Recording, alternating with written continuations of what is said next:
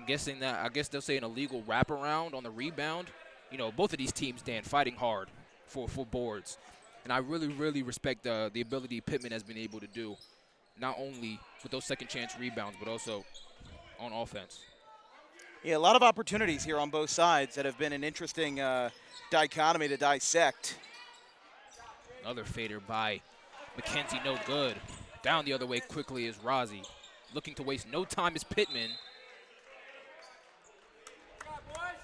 Tapped out of bound. Looked like by Jeremiah Carr for the Red Raiders, and Pitman will inbound. Down 4. 3 minutes and 3:08 left before halftime. 29-25. Paulsboro out in front. But Pitman clawing back. Pass to the corner is Bowen Ashwin. Able to dribble under. And here comes a good one, Zubert. 3. Left wing. Joey Zubert, 9 points for the senior. And it is now 28-29, a 1-point game after Paulsboro was up just a few minutes ago. Basket counts and 1. And McKenzie will go to the line for a chance at a 3-point play. You know, Coach Ron Myers for the Pitman Panthers believed that was a little bit, the ref kind of gave him a little bit more contact on that foul call for McKenzie. But, you know, one thing the referees definitely pay attention to is if they see a player as the and one chance won't go for McKenzie, so to still stay at a 3-point lead for the Red Raiders. Most refs, when they see a player that loves to take it to the rack, they'll definitely check him to see if any foul calls go there as the game progresses. Zubert back over to Razzie. Now back to Bowen Ashwin. He pulls up, top of the key, 3, we're tied. Pitman has drained 7 threes in the first half. And now McKenzie back over to Johnson. Guarded closely by Zubert. Back over to the former, I was going to say, I almost said Eric Scott because that's the gentleman who wore number one last year. But we have a foul under the basket. And Paulsboro will go to the line for 2 shots by Jeremiah Carr. Gotta love the referees. Really seeing everything here early on for both teams, both Paulsboro and Pitman.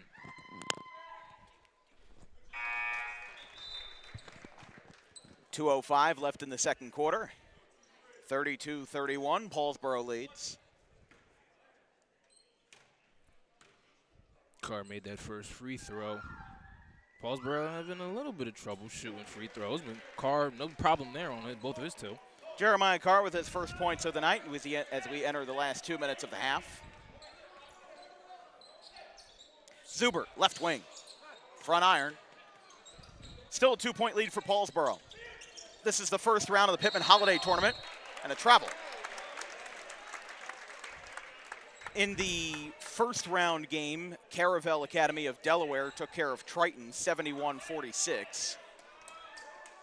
There was a bit of a fracas at the end of the game where both teams received technical fouls for a shot made by Caravel from the corner with a second left. Bowen Ashwin gets up and in. This has been great basketball in the second quarter for the Panthers, but a lot of it also as well has just been a couple of these second chance points have been just being in the right place in the right time, and Pitman has just done an amazing job being there. Moving out, foul, Zubert. Zubert frustrated with himself that time, and after Paulsboro picked up an early bonus, now Pitman getting themselves in trouble as they're now at 4 fouls in the quarter. So the winner of this game will play Caravel Academy tomorrow, and the loser of this game will play Triton, which, as we said, that first round game, Caravel took care of Triton. The game was a 10-point deficit in the third quarter, but it got out of hand quickly. They will say no backcourt violation on the inbound. They'll say that he stepped behind the line as now McKenzie, 3. 16 points. Wow. And it's 36-33, 1:05 to play. You've got to step out on shooters. But let's not be, you cannot be. I mean, listen, Pitman can come right back and get a corner 3 right here. They do not, but Carr gets the rebound. They'll definitely I'm just saying, they will try that again. Absolutely, 100%. As McKenzie moves in, he sends him to the ground. Offensive foul. My goodness. Zubert took a hit, and they call it. And now coming into the game will be Oliver Spire for Pitman. They'll send Zubert out. Again, Zuber is recovering from some kind of injury. When we were last here on December the 19th, he did not play. He was not even dressed. He looks like he has a heavy ankle. I was going to say he's got a shooting sleeve on his left arm, and then he's got the same kind of compression on his left leg. But definitely trying to, keep something a little bit from moving too much. Yeah, so he's also probably going to be a lot more conscientious Absolutely. of his health, as that's a clean block, and that pass goes up and over Spire. And that's an open shot three that Oliver Spire, number 2 for the Panthers, would just love to have back. Spire checked back into the game. Remember, he originally was in the starting lineup, but he was taken out as Zuber was a very last-minute decision. I mean, we went to the scorer's table no less than 10 minutes before tip-off, and Zuber was not in the starting lineup, but they made that change. As that goes out of bounds, there's 20.9 seconds on the clock. So even though we won't be here for the championship and consolation tomorrow, we do have 2 games on the air for DWB tomorrow. We've got boys basketball in Group 1, Pennsville at Gateway tomorrow, 11:30 a.m., and then probably the most anticipated ice hockey game of the year, St. Augustine versus Gloucester Catholic, 7 p.m. puck drop from Hollydale. 10 seconds to play. Back over the right side, 5 seconds. Paulsboro leads by 3, looking for a double possession lead at the half. Malachi McKenzie with a fantastic move to close out a great performance in the first half, as Paulsboro leads 38-33 at the halftime break. The Red Raiders put up a great performance with Malachi McKenzie scoring 18 points. We'll be back in 10 minutes. The Red Raiders lead by 5.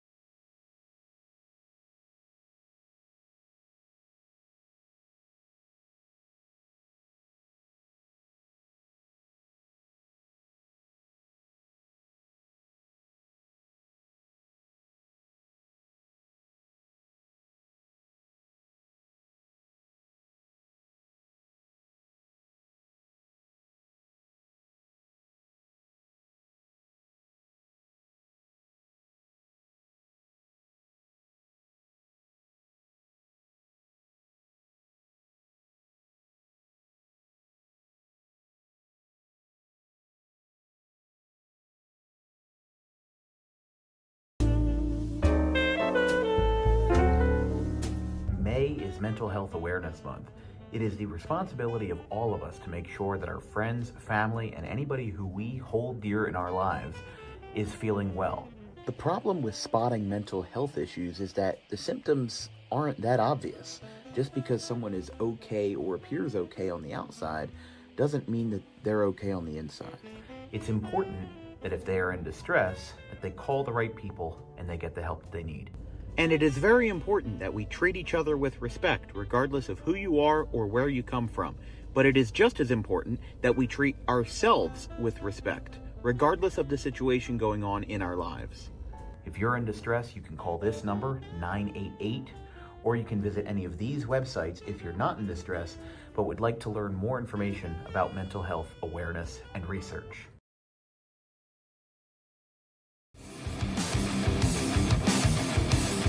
Book Dog Pro Wrestling for your next event or outing for the greatest action that New Jersey Pro Wrestling has to offer. Any place, any time, any setting, Dog Pro Wrestling will bring the action to you, and you won't want to miss it for moments like this.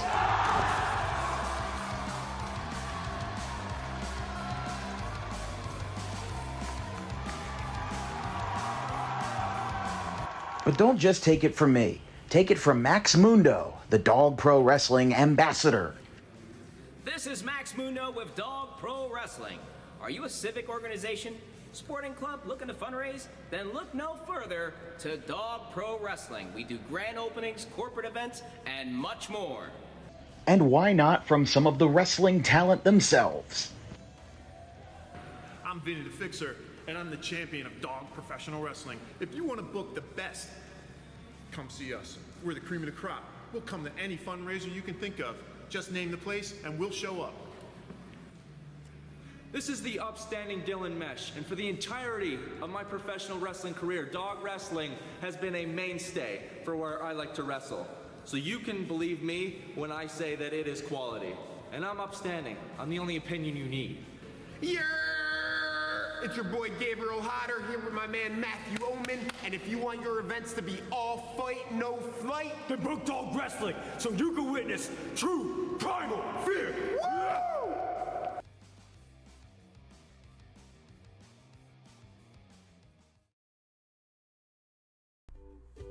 In life, the road ahead is full of possibilities, but to navigate it safely, you need the right skills.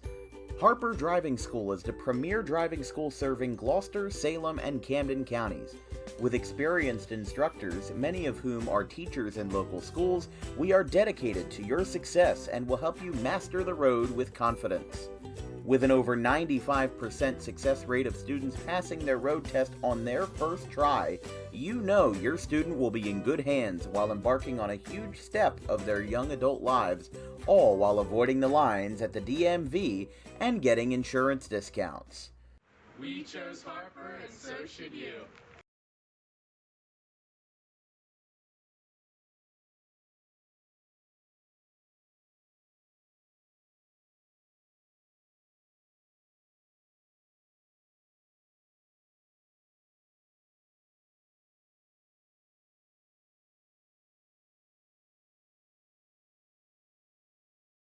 Jersey is the number 2 seed. As we said, they beat Manville 19-0 in the first round, which was even larger than Audubon's 16-0 win over Paulsboro as the 1 seed in the first round. That one's hit out towards center field straight away. Oh, she misjudged it. Got over her head in center field.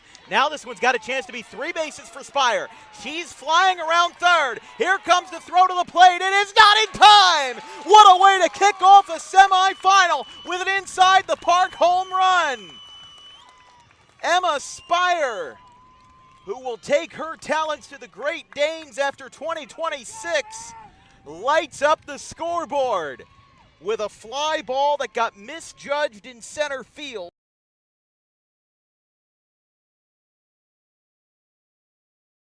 And it gets past everybody. Graham will go back to position with no goal scored. They'll count down the time out loud here. Out to the left. One final shot, and it gets through. How about a buzzer beater? How do you do? It's a lead extending goal for Justin Lewis.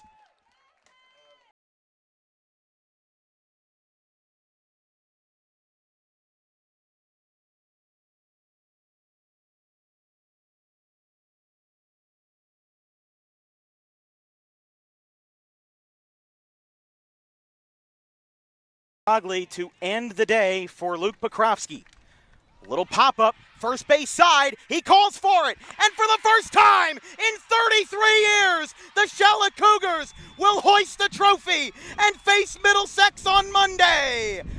4-3, Cougars win it. And in the battle of green and gold, the trophy stays true with the visitors. What a finish! And Shalleck will pack their bags for Middlesex and the Blue Jays.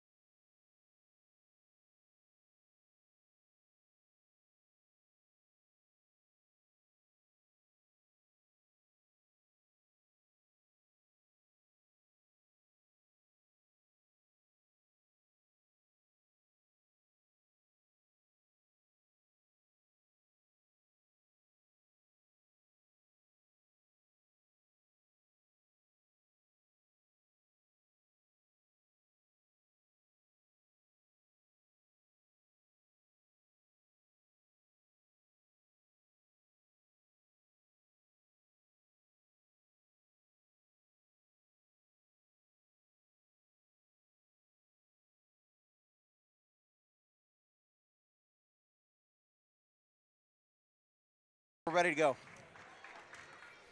Welcome back. Getting ready to go in the third quarter of action here. Paulsboro leads Pitman 38-33. I'm Dan Wilkins, joined by Damian Waiters here on this tape-delayed broadcast of the Paulsboro Red Raiders and the Pitman Panthers. It's been a very good first half. Paulsboro led by 10 at the end of the first quarter, but Pitman, at best, tied the game in the second quarter. It's a lot of threes for Pitman. Paulsboro started with a lot of threes, but has now transitioned to a really solid low-post offense. Yes, absolutely. And, you know, one thing you want to say about Malachi McKenzie, just his ability as a basketball player to really hang in the air and hit shots, whether it be the fadeaway shots. He took multiple of them in the first half of this one, or just the ability to get to the cup. You know, he's really strong. He's really able to hang in the air for a very, very long time and hit those tough shots. For Pitman, they really, in the second quarter, the first quarter, they kind of, I wouldn't say a little bit of a slump, just really had to get into the lick of things, just like every basketball game for every team.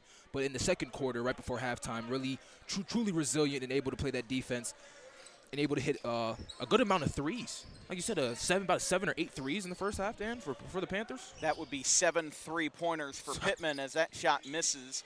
Zubert gives him a shove, and he'll pick up the foul. That didn't take long, and Zubert runs into the foul for the first of the half. Paulsboro leads 38-33. Again, winner plays the Caravel Academy of Delaware, and the loser plays the Triton Mustangs tomorrow at 11-1 from what we're told. As that pass almost got speared by Spire, he's able to keep it in bounds and contact. They swallow the whistle, and a lot of confusion on both sides here. It's Pitman ball. As they say it was clean. You guys are playing so tough. Both teams here, Panthers and Red Raiders, just playing really, really tough basketball. It's really the one way that you can have a physical offense, or physical defense rather, while still shooting a lot of threes. Yes. It's a weird hybrid to have, but it's certainly one that it's a dynamic that I welcome. It's coming in McKenzie, offensive foul, no basket. Sent to the ground with Bowen Ashwin. You remember in the first half, Bowen Ashwin kind of took a shot here down low in the near corner. You know, he took a shot to his face, and, you know, that time he was able to get that charge call, but he also landed, you know, right around that head area. Yeah. He may come out. Coming into the game for Bowen Ashwin, who came up a little bit gingerly, is number 0, Jay Craig. And it's now a little bit of back and forth here with Pitman trying to advance the ball. Paulsboro half-court press. Takes it in for Spire. Up, clear lane, and in. Lucas Razzie, or check that, Spire, gets the basket.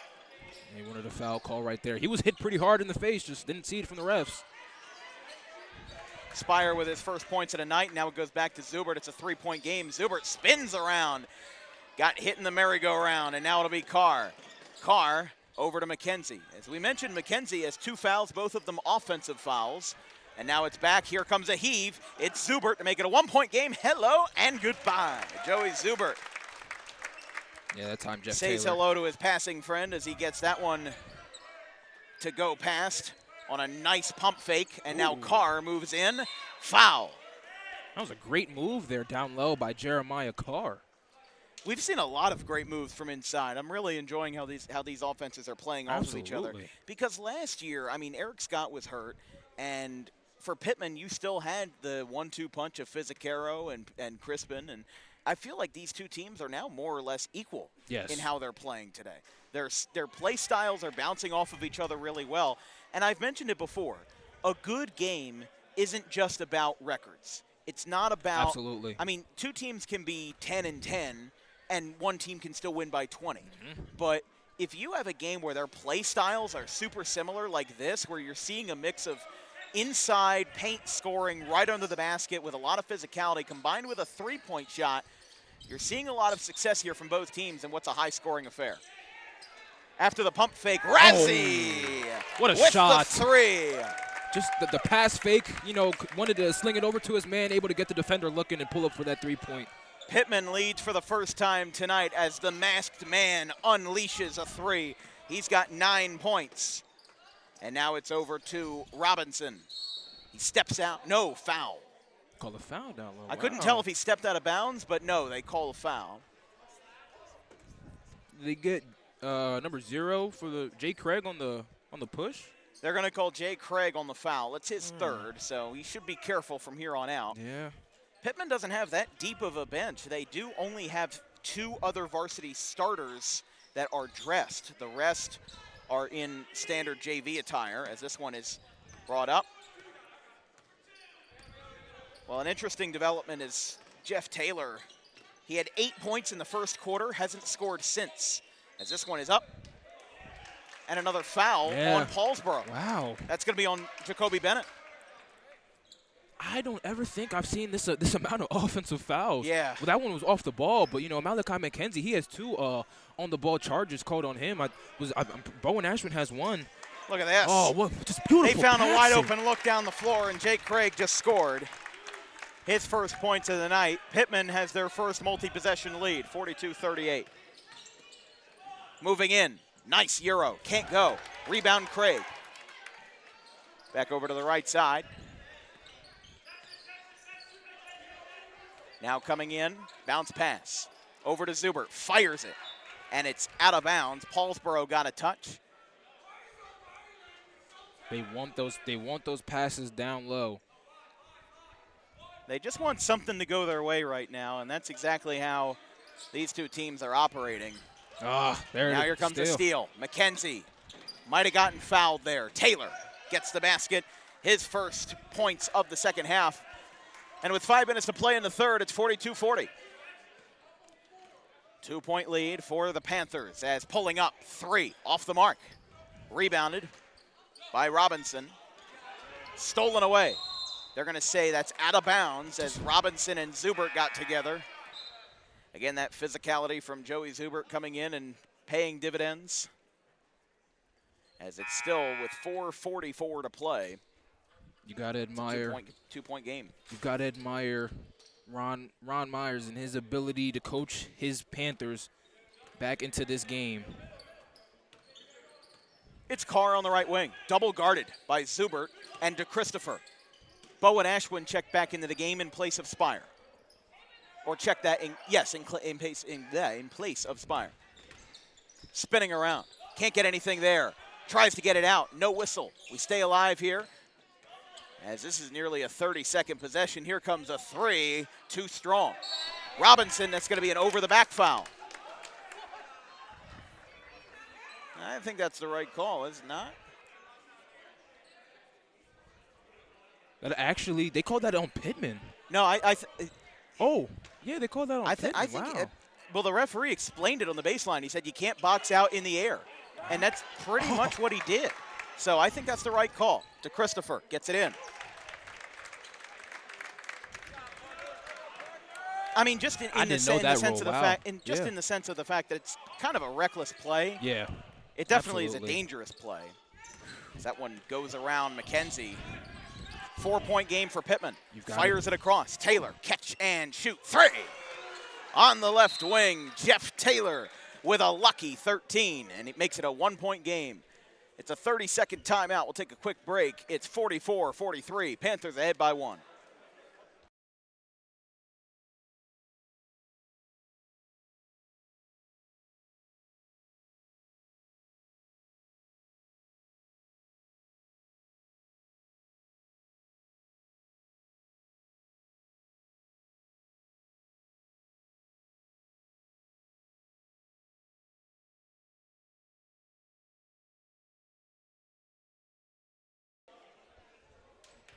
Welcome back to Pitman. I'm Dan Wilkins, joined by Damian Waiters, Ben Wilden on the production. Our upcoming schedule for DWB. Tomorrow we've got 2 games. The Pennsville Eagles visit the Gateway Gators in non-conference boys basketball at 11:30. I'll be on the call with that one with Nolan Dowell, Ryan Sieber of Rowan University on the production. And then later that day, St. Augustine at Gloucester Catholic, a highly anticipated boys ice hockey game on December 30th, 7 p.m. Bowen Ashwin on the left wing. Getting through double traffic here. Now back out to DeChristopher. Too short. Now an underhand feed. Here comes another 3. Razzie, no good. Back over to Paulsboro.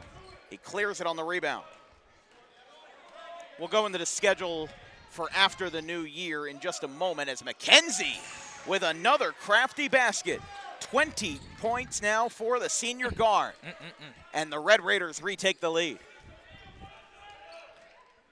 just crafty moves into the paint for Malachi McKenzie. And also Jeremiah Carr as well just hasn't been able to hit McKenzie. Here 20 comes points. another one. 3! JBA, Jake Bowen Ashwin. He's got 12 points, and another corner 3 falls, 47-45. Back over to Taylor. Taylor's got 13 points. He's second in scoring for Paulsboro. That ball gets taken away by Bowen Ashwin. He got roughed up a little bit earlier in the quarter, as now this one, another catch and shoot, too short. Double guarded at the baseline, shoots through it, back to Zubert. Zubert resets, bounce pass to Razzie, goes over for an open Bowen Ashwin. He's got DeChristopher next to him, wide open, but we've got a scramble, no whistle, and just in time, Ron Myers called a timeout. I was thinking a jump ball would come first, but instead, Ron Myers burns a timeout. He has 3 remaining. Let's go over, since it's a 30, let's go over the schedule for after the new year. On Friday, January 2nd, we're back home at the Hollydale Ice Arena for game number 5 with the Gloucester Catholic Rams in a non-conference game between the Hun Pirates of Princeton and the GC Rams. On Saturday, January 3rd, we visit the 910 gym in Sewell for a game in a non-conference match between the Cherry Hill West Lions and the Washington Township Minutemen. Washington Township's off to an 0-5 start this year, but we'll see if they rebound. Then on Monday, January 5th, we're back in the Colonial Conference. It's the Timber Creek Chargers versus the Woodbury Thundering Herd at an early 4 p.m. from the Cap Payne Gymnasium. That's going to be a great game. That's going to be a great game with Mark DeRogeris. And then on Wednesday, January 7th, we're back in the BCSL in North Camden. It's the Burlington Township Falcons and the Kip Cooper Titans. Let's close out the rest of next week as well. Williamstown at Cumberland on January the 8th. Salem at Leap over in North Camden on January 9th. And then a non-conference game between North and South. Warren Hills versus Kingsway on Saturday, January 10th. So it'll be our first time seeing Warren Hills. Warren Hills. Over in the Skyland Conference. They're off to a 3-0 start this year in Hunterdon County. As spinning around here, getting to the basket, up and no good. Rebounded by Paulsboro's number 4 in Davon Kelsey. Up, blocked. Another chance. Carr working through heavy traffic, foul, and 1. Basket counts, game tied. Again, Zubert almost with a sarcastic smile on his face in disagreement with the call. And this game is knotted up at 47-47. I give heavy credit to number 11 for the Pitman Panthers, Joey Zubert, playing really, really hard on defense. And he's been kind of sharing minutes at the forward position with Jay Craig, if I'm not mistaken, who's about to check back into the game. But I just love how hard he's playing, even though it's cost him a couple of hard fouls, whether that be reach-ins or just down low. But what an ability right there by Jeremiah Carr for the Red Raiders of Paulsboro, able to get that and-one basket, tie the game, and go to the free throw line and hit that free throw to take the 1-point lead. He's been a little wonky at the free throw line so far in this one. Well, I'll tell you this, Joey Zubert has always been a physical player. He's somebody who's so physical, and by the way, that was his 4th foul, so he is sitting on the bench. Moving in, backpedaling to Christopher, backs up into the corner. He's double guarded, tries to get out of it, gets tripped up, and a foul. Paulsboro fan section, a little bit of distress. They didn't want a foul call there, but it was a foul. It was a foul. Yeah, what can I tell you? There's nothing to argue about that one right there. Like, there's only so much you can so much you can do. But I was saying before, Joey Zubert is such a physical player that this is the same guy that during his junior year, look out, McKenzie, fast break up and in. Red Raiders take the lead, 50-47. Excuse me, they already had the lead, but they extend it to 3. Now on the left wing to Christopher, guarded by McKenzie, the leading scorer with 48 points in his first 3 games. Another fiery pass, Razzie, 3! You cannot. Lucas Razzie, the masked man. That was this unconscious Lucas Razzie right there from the corner 3. Him and DeChristopher, they just love that spot. Lucas Razzie, 12 points. McKenzie gets in, 24. There's something. There's something in the water tonight, I'll tell you. It's beautiful basketball. This is fantastic. And it's a shame it's going to tape delay because this would be a fantastic game to get covered, as this one is a travel. Checking in for Paulsboro is again Jeff Taylor, number 14. Pitman is over the bonus. Paulsboro has 3 team fouls. For Pitman, this is their 35th appearance on DWB with a record of 17-17. Wow. Not that it matters to anybody but me, but, I keep the nerdy stats around. Paulsboro, 22nd appearance, 10-9-2. As this one is up, no good. Bowen Ashwin kind of got wrapped around that time, but he does pick up the rebound. 30 seconds left in the third quarter. With a good crowd on hand here on this Monday night, with a lot of people free for the holidays.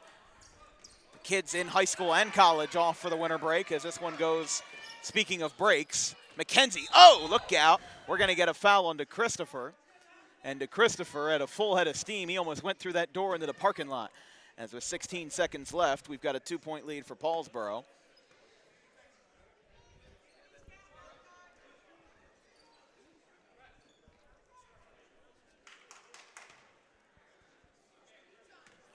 Okay, yeah, so over the bone. Well, yeah, the blocking foul is going to give Paulsboro 2 foul shots here. Yeah, okay. For Malachi McKenzie. 24 points for McKenzie.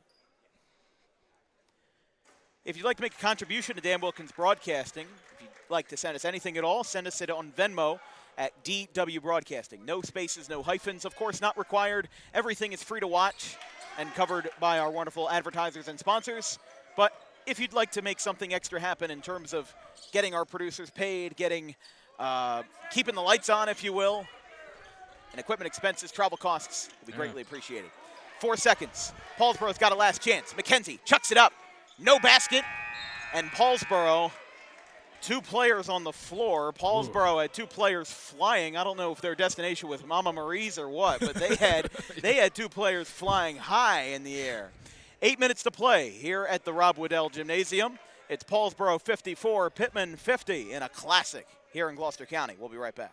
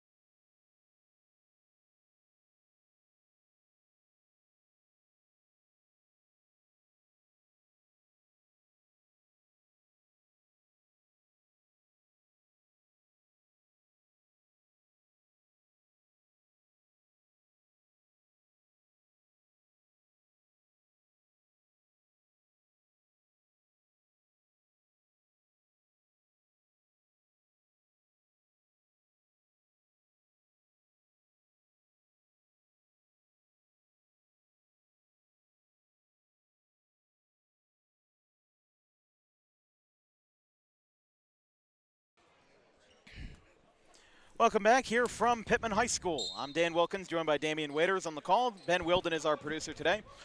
As our last of 3 games, we've had a great triple header today. Our first was a Cherry Hill East at Williamstown for girls.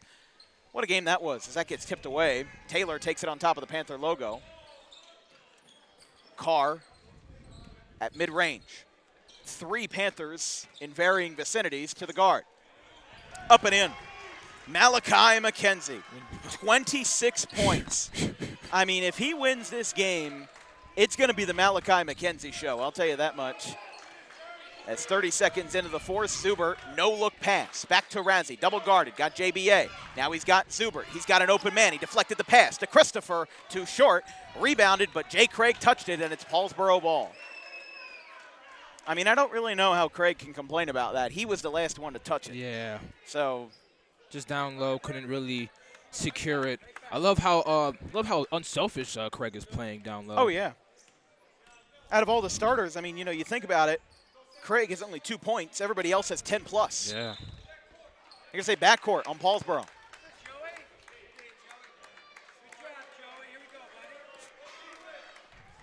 Ref's not missing much here in this one. Well, I mean, I'll tell you, the girls' games that we covered earlier today, there were a lot of swallowed whistles, almost too many. Like there were points. We talked to the Haddon Township coach at the end of the second game over in Haddon Township, and he said that there were points where just blatant fouls weren't getting called. And like it's one thing if it's borderline, but there were times where actual contact and textbook fouls weren't getting called. So I'm glad this game's being played by the book here as this one goes out. Paulsboro ball. That one went halfway up the seats here in Pitman. Ron Myers calls a timeout. Let's see if this is a full or a 30. It will be waiting for the signal. Well, they're telling him to stand, so it'll be a 30. 30, yep. But it'll be 56-50. Oh, no, they will say it's a full. So we'll take a quick break. 56-50, Paulsboro leads by 6.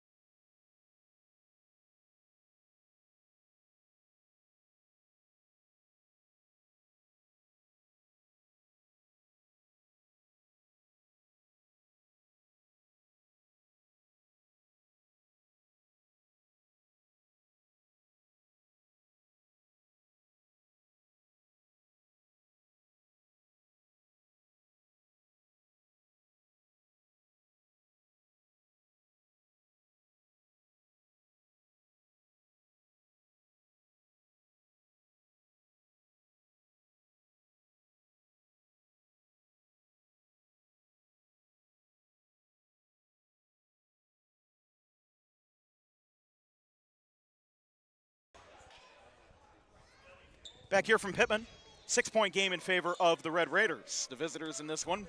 Pitman won this game by 24 points when these two teams played in 2024 this time last year as that one gets stripped away. Here comes a fast break. Flying in is Kelsey. Zubert was in the mix. And that will go out of bounds.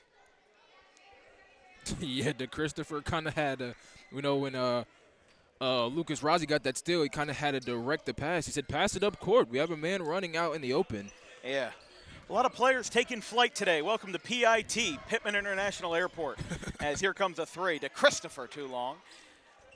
Shot off the glass. Now it's McKenzie. McKenzie leads the scoring on both sides with 26. Up and in. I mean, this kid is just so good. He had 48 points in his first 3 games. Now he's got 28 in a standalone. And imagine what he can do tomorrow if these guys have to play Caravel Academy. The team from Central Delaware. You can only imagine they were going to be riding the McKenzie hot hand in that game. And the home of one of our graphic designers, Carson Rosso, who goes to Caravel Academy. That's how we got to know him. But that one goes out of bounds. Former Pitman basketball player Hudson Rue is there in the corner with now former football head coach Chris Thomas, who announced his resignation last week. Zubert's limping.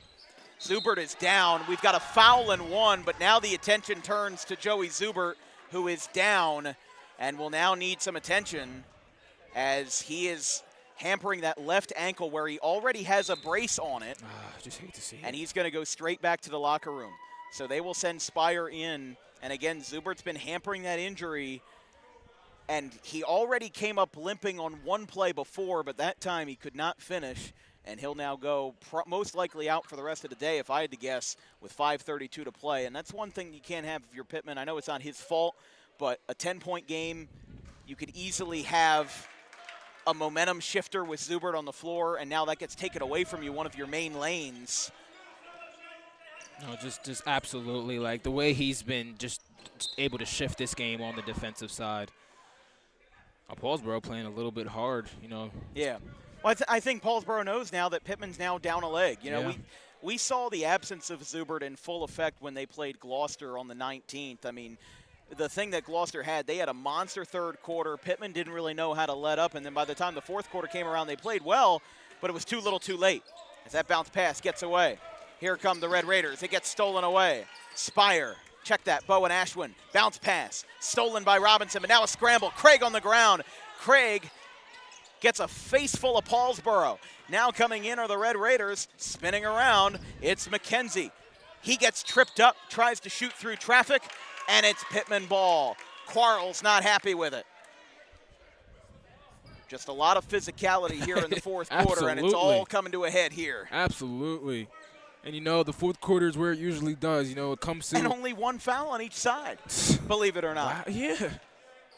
My goodness. I mean, the refs really letting them play here in the fourth. This one gets turned over, and Carr with the basket. You blink and you miss it. It's a 13-point lead for Paulsboro. But we've seen comebacks before just today. Cherry Hill East was up 24 points in the third quarter over Williamstown. Williamstown girls went on an 18-3 run. They got within 3 points, and then a couple of mismanaged possessions. They lost the game 43-40.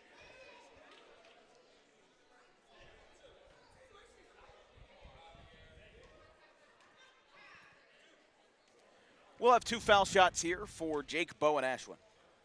Pitman down 63-50. Ron Myers looks on. He bricks the first foul shot. Bowen Ashwin with 12. It's almost, there's some what's it called? Some symmetry between these Pitman scores. Bowen Ashwin, Zuber, and Razzie all have 12 points apiece, while Parker to Christopher is 1 point behind him with 11. 4:30 to play in the fourth quarter. Here from the Rob Waddell Gym, the famous Rob Waddell Gym in Pitman. Famous to us, at least. They'll have a third shot here. So I must have missed it, but it must have been from outside the arc. Yeah, I missed it too. Absolutely. I was writing down a stat, and I must have. Listen, we're high school sports commentators. This isn't the NBA. It's not going to be perfect. But Bowen Ashwood gets the shot, and Ron Myers calls a timeout. It'll be a full one, so we'll take a full break as well. 4:30 to play as Bowen Ashwood makes 1 of 3 foul shots. Pitman trails by 12, 63-51.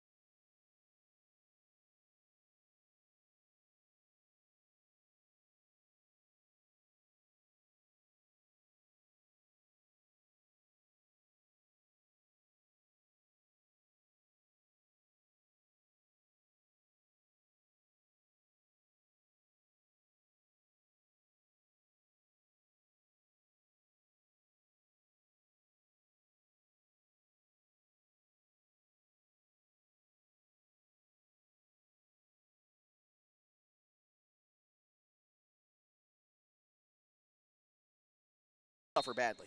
All right, go ahead. Back here from Pitman, 12-point game as Paulsboro will probably go into clock management mode now with 12-point lead.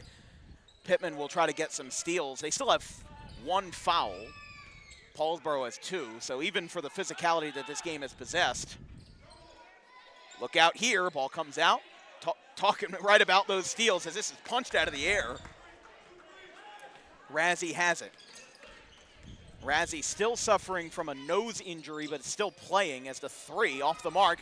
Rebounded cleanly by Bowen Ashwin. Gets it out, loses it. Now backpedals to the other corner. Back to the top of the key and gets a cold shoulder from Malachi McKenzie. He'll pick up the foul. For Pitman, they will play either Caravel Academy or Triton. If they win this game, they'll play Caravel. If they fall, they'll play Triton at 11 a.m. tomorrow morning.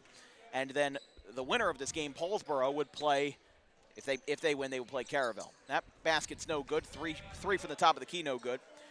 For Pitman, they play Gateway on the road on Saturday, January 30th after the new year. And then on the road again at Salem on January 6th at 7 p.m. Here comes a turnover. Here comes the Panthers. And the basket's good for Spire. Back within single digits, it's a 10-point game. Spire, the only bench scorer as this one. Oh, wow. Look out. That was close, and a travel.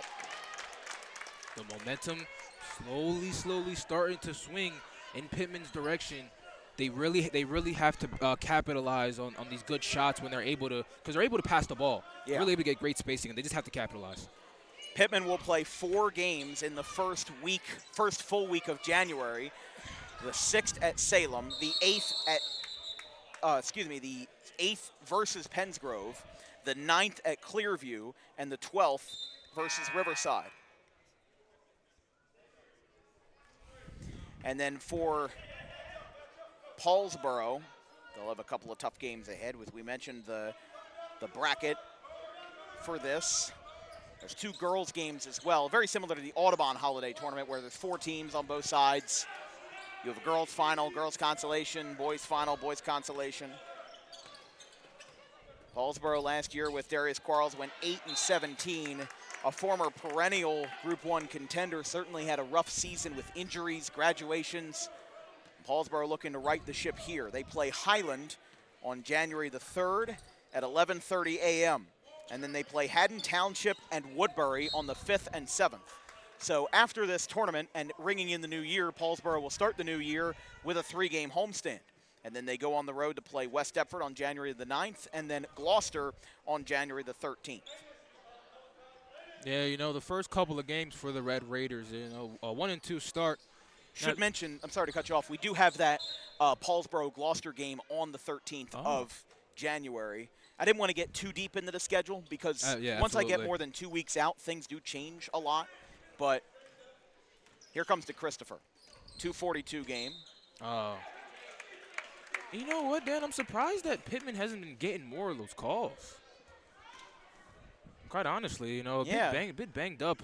De Christopher at the line kind of nursing that, looks like that left knee. Yeah. Obviously, we saw Joey Zubert go down earlier. Just like, I feel like these fouls could go both ways. Zubert was standing, and he was speaking with Chris Thomas and the athletic trainer. So I still doubt that he gets back into this game, win or lose, just for the sake of nursing his health and not overdoing things. Because you have to think bigger picture. You have to think of the fact that you've got a long season ahead of you. It is his senior year. You don't want his entire senior season to be wasted because of an injury that was mismanaged. Up, no basket. McKenzie will go to the line. It's Pitman's second foul. Paulsboro is up to 4 team fouls.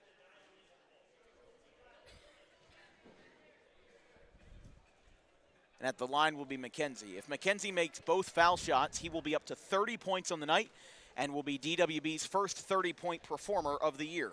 What a night he's had. All right, first one down. But it's been a lot of movement in this zone defense for Pitman. And a defense where you're supposed to stay a little bit more stagnant to kind of counteract. Both free throws go for McKenzie. But just Pitman's been really, really just antsy in a man-to-man in a defense that isn't man-to-man. 3. Good to shot. Christopher. 65-58, 2:20 to play. To Christopher now up to 16 points. Now moving inside. Paulsboro trying to strike their way out as going up. No basket. As we mentioned, we've got 2 broadcasts tomorrow. We have a Group 1 battle between Pennsville and Gateway at 11:30 a.m. in boys basketball, and then St. Augustine at Gloucester Catholic, maybe the most highly anticipated boys ice hockey game of the year. It's a 7 o'clock puck drop from Hollydale Ice Arena. We've got a lot more GC hockey games coming up, including on January 2nd versus the Hun Pirates. After that, January 12th versus Princeton, January 15th versus Seton Hall Prep, and January 20th versus Pope John, and January 26th versus Haverford of Pennsylvania. Haverford Fords, the private school. Carr missed his first shot. Student section wanted a little rise out of him. We've got a timeout by Darius Quarles. He has 2 remaining. We'll take a brief break with 2 minutes and change to play. It's Paulsboro 66, Pitman 58.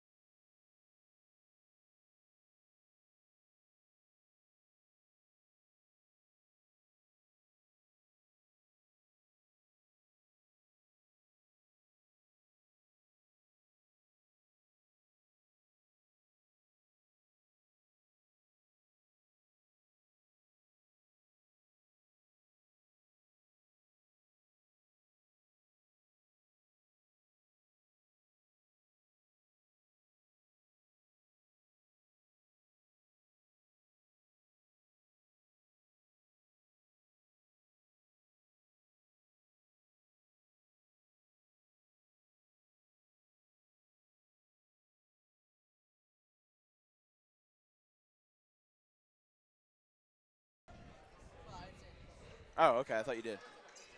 Yeah, I have no idea. That lady down there. Not that I care. Yeah, Zubert's got that shoe off. Yeah. I'm not exactly photogenic, so. Welcome back. Here from Pitman. Pitman driving. Oh, wow. Travel. Travel call, and Coach Ron Myers wanted a foul on the shoot. Yeah, he's not happy. It's the third. Well, we have 3 fouls for Pitman, 4 for Paulsboro. So Paulsboro's a lot closer to the bonus here. Under 2 minutes to play. Nice screen and a foul.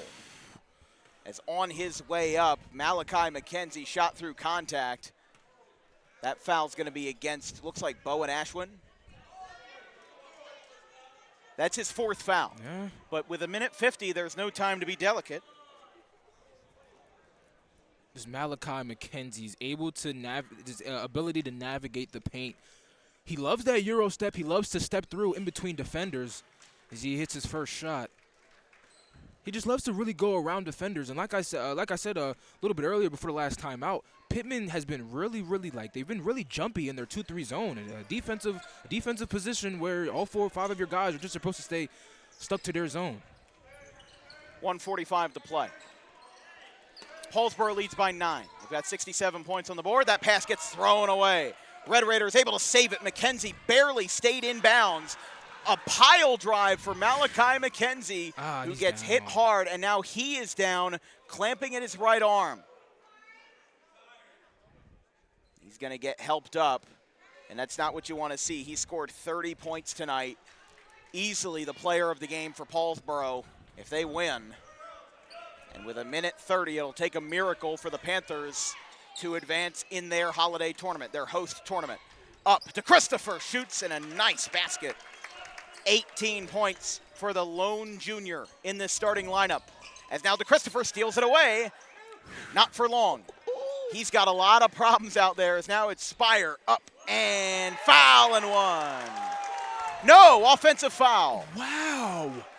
Ron Myers livid. My. I don't know where there's an offensive foul there. And they'll say that number 1, Jamal Robinson, set his feet, and my goodness. I don't think his feet were set. I don't think his feet were set either. That could have been a 4-0 run, but instead Paulsboro's got another chance.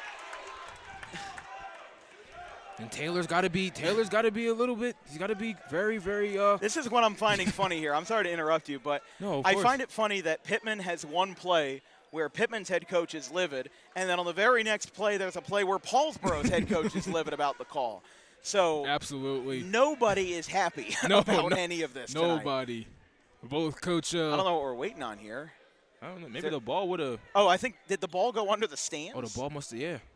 Oh my goodness. The ball went under the stands. The police officers have flashlights and they're looking. Okay. Oh, the ref. There's the ref. Great job. Great job to retrieve that ball. If the ref had red stripes instead of white, it would have been Where's Waldo. But yeah, right. Now with a minute left, it's a 7-point lead for Paulsboro. Here comes a 3 to Christopher. Bang! Hello, Parker to Christopher. A 3-pointer on the left wing, and it's a 4-point game. Timeout, Pitman. We might not be done yet. Yeah. We might have an interesting finish here. It's the day of comebacks here at Pitman. We had one earlier today with Cherry Hill East and Williamstown. Now we've got another one in the works. We'll be right back. Paulsboro up by 4.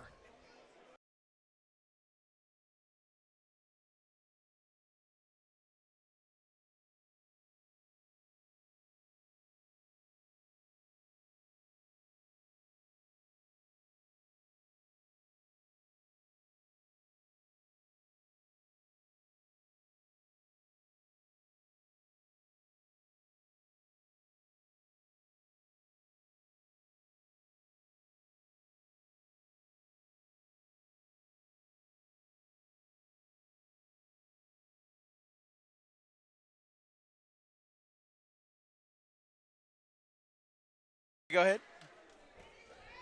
Welcome back to the Rob Waddell Gymnasium. There may be a basketball up there at one point when the buzzer sounds, that little dodgeball up there in the rafters, as I will say we've had several half-court heaves in the 3 years that we've been going. The Pitman games interrupted because of how the, how low the rafters are. Yeah.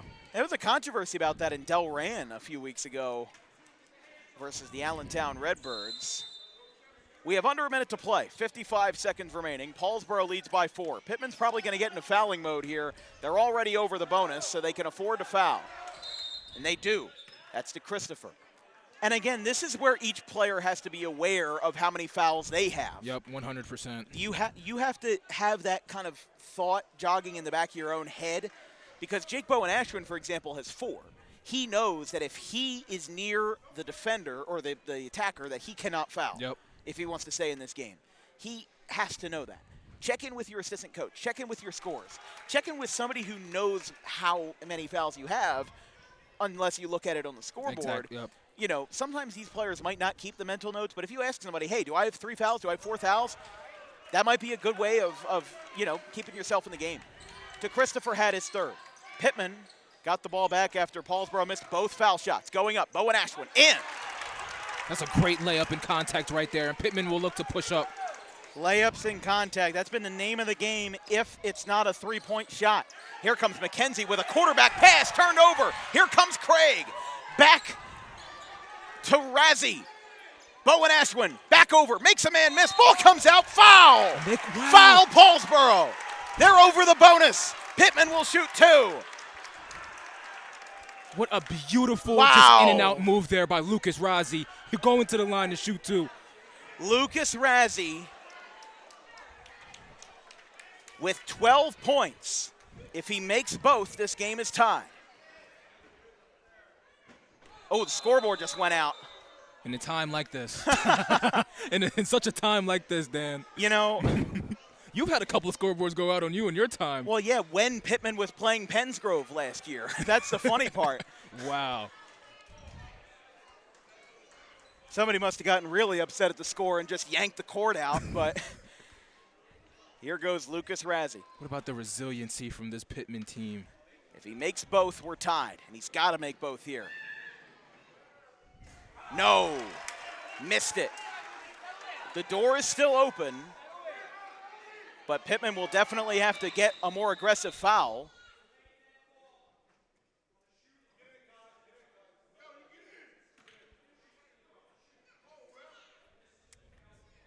They're going to call Paulsboro for a late substitution on the foul shot. So I don't know what the situation is here. Are they going to give him an extra shot? Oh, they gave him an extra shot. They're going to give him an extra shot. Wow. Because McKenzie specifically is going to get called. Now listen to this. Darius Quarles wants an explanation, and we're going to have a stoppage because of it. And I'm sure Pitman's not happy about it because this game is being stopped before he can shoot a foul shot because the coach wants an explanation. But here's what's happening. Paulsboro subbed. They didn't sub in a player, but they changed out a player at the foul line too late. And because of that, the refs can award the shooting team an extra shot. And that's what they did.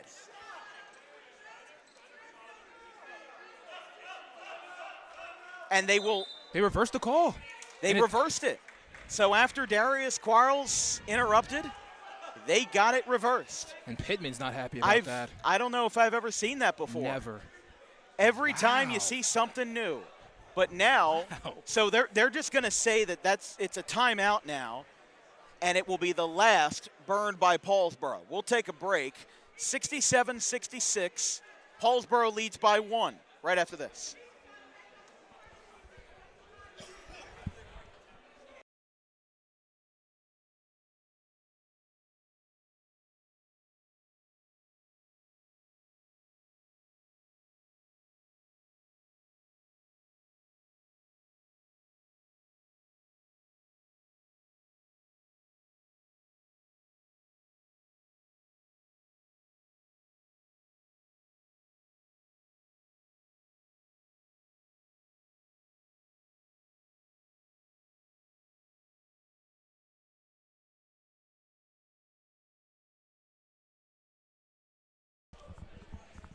Welcome back. This is quite an interesting game here in Pitman. 67-66. I'm Dan Wilkins, joined by Damian Waiters. The frenzy that just happened, Razzie missed his first foul shot. Paulsboro made a change at who was defending at the line. The ref said that that was illegal, and they were going to award Razzie an extra shot. But instead, now McKenzie's got the ball. They got to double him up here. They pass it off. Now they foul with 13 seconds left. And you know what? That's a blessing for Pitman. Absolutely. Because they sent anybody other than Malachi McKenzie to the foul stripe. Yep. So, yes, even though it's still a foul and even though it's 2 foul shots, you are not sending Malachi McKenzie, who has 30 points tonight, to the line. That is where that comes in. And even with McKenzie having just under half of Paulsboro's points, he's going to have to depend on his forward, Davon Kelsey, to make these free throws. Kelsey makes his first. That is his first point of the day. And it can't come at a more beautiful time for Kelsey and the Red Raiders. 13 seconds left. Pitman looking to box out here. It'll still be a one-possession game, miss or make. Good. Davon Kelsey makes both. We've got 12 seconds left. Here comes Razzie, guarded by Taylor. Back at the top of the key. Zubert is back in the game. Zubert's back in the game. He set a screen. We've got 3 seconds. He can't get it out. He chucks it up. No! And the Paulsboro Red Raiders survive. Wow. My An goodness. incredible finish as Malachi McKenzie, a 30-point performance, comes down to a defensive stand. And imagine how this gym would have been if they actually let Razzie have that extra shot. Yes. And if he made it.